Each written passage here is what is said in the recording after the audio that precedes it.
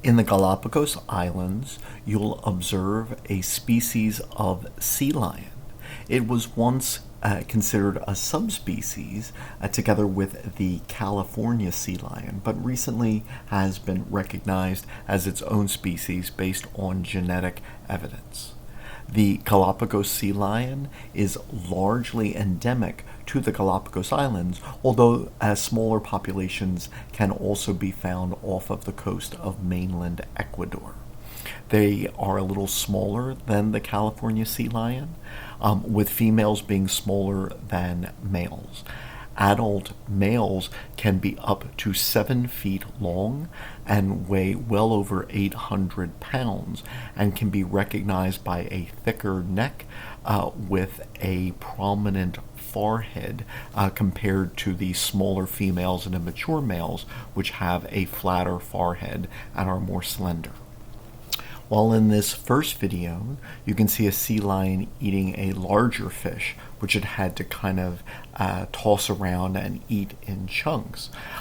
Much of the sea lion's diet is much smaller fish, with sardines making up a large portion of its diet.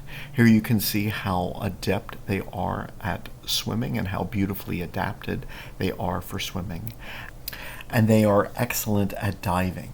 They can dive to over 600 meters, that's over a third of a mile, and stay submerged for over 10 minutes. In a couple of days, if they need to, they may cover between 6 and 9 miles in their travels. If you are able to visit the Galapagos Islands, you are sure to see sea lions, and you will probably be shocked at how close you can get to them, both on land and, say, if you were to snorkel or scuba dive. They are inquisitive, and they are not afraid of people, given that the Galapagos Islands is mostly a national park, and the major predators of sea lions are sharks and killer whales. And so here you can see how close you can get to them on beaches, for example.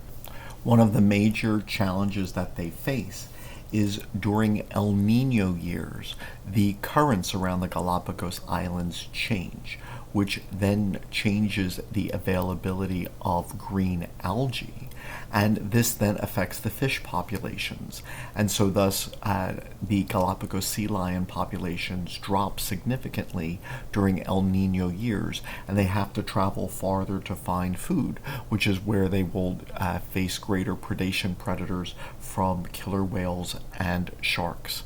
Their populations vary between 20,000 and 50,000 individuals.